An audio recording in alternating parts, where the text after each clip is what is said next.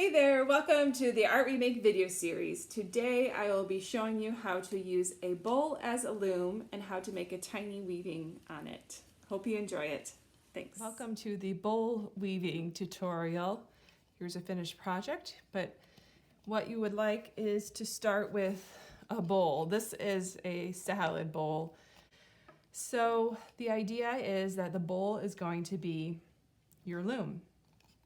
And we begin by threading the loom.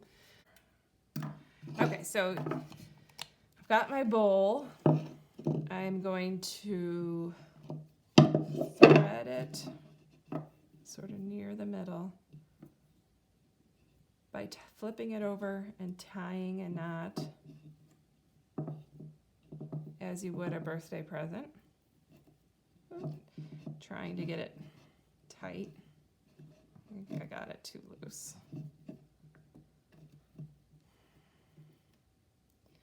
I'm going to use a little tape to hold this in place, some painter's tape.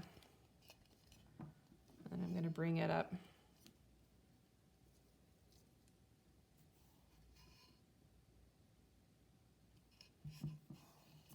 And lay it next to my scissors. I always keep them in the line of fire here and they get tangled.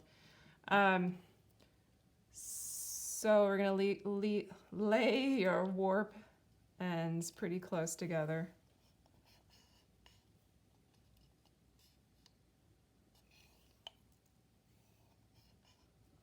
Again, this is going to be a pretty skinny loom. Skinny piece, I should say. Loom is quite round.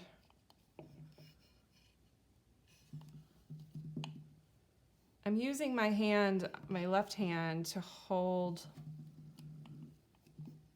the warp in place.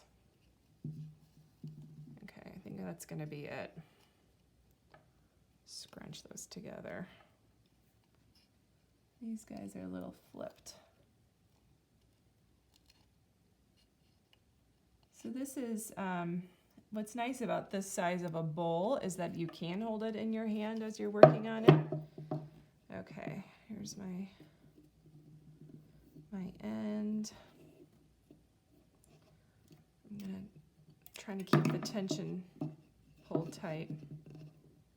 I think I'm actually just going to tape it.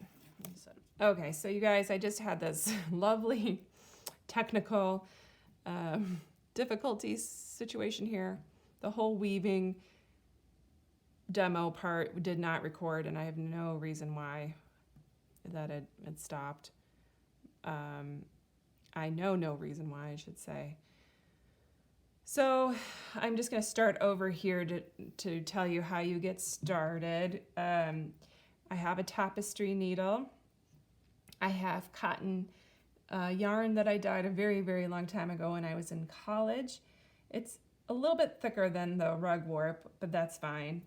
I'm going to start right to left because that is how I'm handed, and it just makes sense to me. Because the one before it is under, I'm going to start over, under, over, under, over, under, over, like this. And I'm going to leave a tail, several inches, that I will weave into the piece later. Now I'm going to go back, under, over, under, over, under, over, under, and like that. So let me do it again.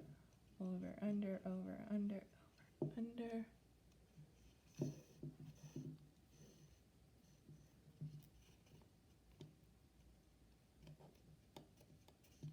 I'm using my finger to kind of scrunch it down.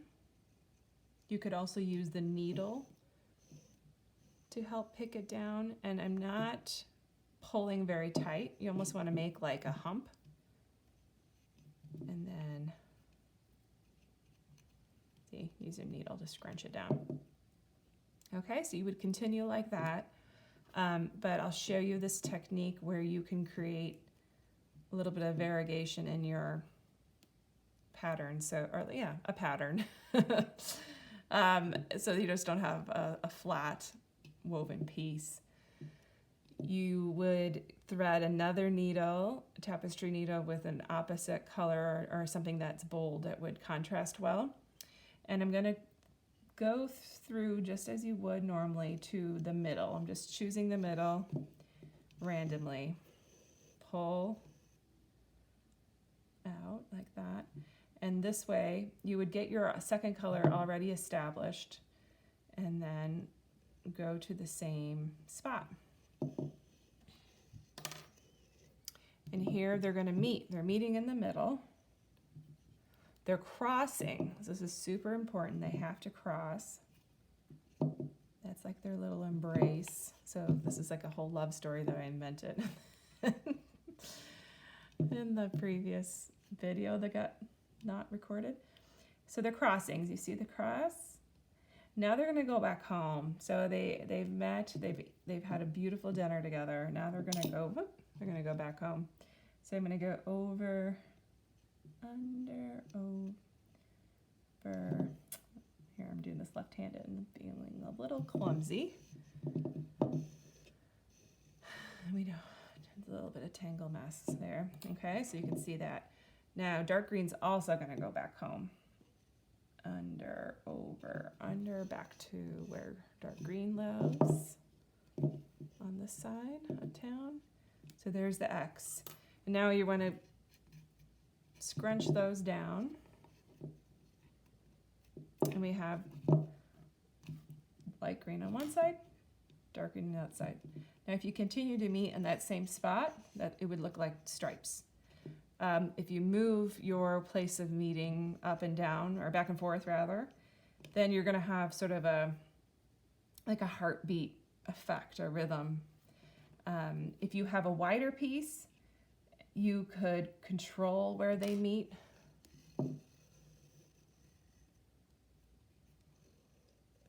More deliberately, so that, or like you just have more room to play with it to make it look more like jagged mountain range or something. You can be more precise with it, I guess. There's not a whole lot of room to play here. Well, they went back to that same place for dinner because it was so good and they had such a good time. They're gonna hug goodnight. Back home.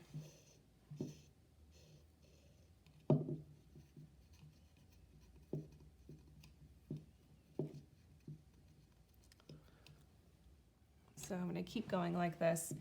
The other lesson, besides pretending that these strings are having a beautiful relationship together. Uh-oh, here's a lesson. Right here, I made a mistake. I'm unweaving. So I have to go over. I have to do the opposite of the end string or else the piece will unweave. See, I have to go over it. So maybe you saw in the beginning of the video, but the warp strings all by themselves are very, flimsy. They, have a lot of give to them. But as you start weaving, they get stronger. So one lesson in weaving is about strength. Putting these pieces together one by one, smushing them down, packing them down, creates strength.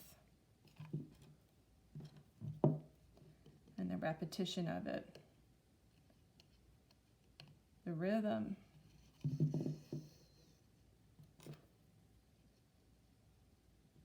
creates strength. Making sure the light green doesn't want a hug. There we go. There it is.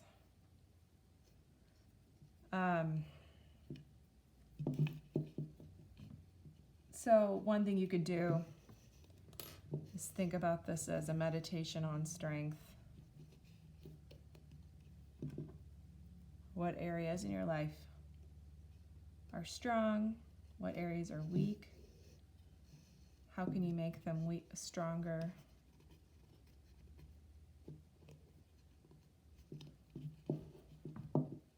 Couples have split up.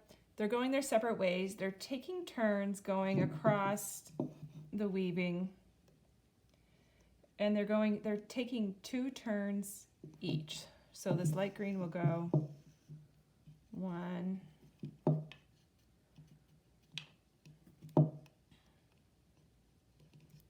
2. And then it's going to be dark green's turn to go 1,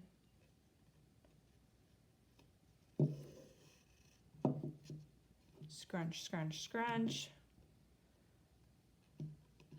2,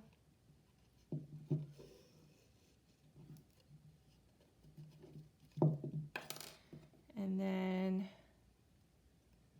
light green again. You can start to see the stripes are forming. It's quite attractive.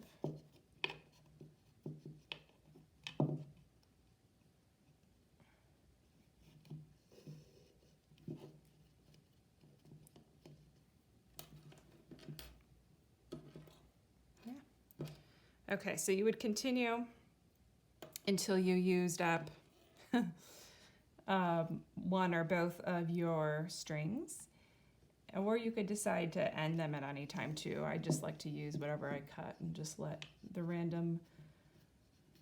randomosity of it all dictate what it looks like. So when you finish your bracelet, I'm gonna not tempt the video gods anymore here. Bracelet. When you finish your weaving, I'm thinking about making these into bracelets. You can probably weave like to probably about there easily with your tapestry needle. And then you would go ahead and tuck any of your loose ends into your weaving, or if you want them, incorporate them into your design, that's fine. I'll show you a finished one. So with this piece, I left these ends hanging because, like I said, I want to make it into a bracelet like this. And I'll tie knots here, probably 2 strings at a time, and just tie these loose ends right into those knots. Then I'll probably braid them into like tassels or straps that I'll be able to tie the bracelet on. You can add beading onto this. You could sew beads on. You could embroider on it. If you wanted to make your weaving more shaggy, you could do that. Lots of possibilities, or you could leave the piece just like this. But one of the fun things is if you're picking up and putting it down, the bowl will hold all of your tools, and it's portable. So nice. So I hope you enjoyed it. I hope you make your own. Let me know if you do. Thanks. Thank you for watching the Art We Make video series. I hope you enjoyed your weaving tutorial. Let me know how it goes if you decide to make the project. I'd love to hear from you. Thank you.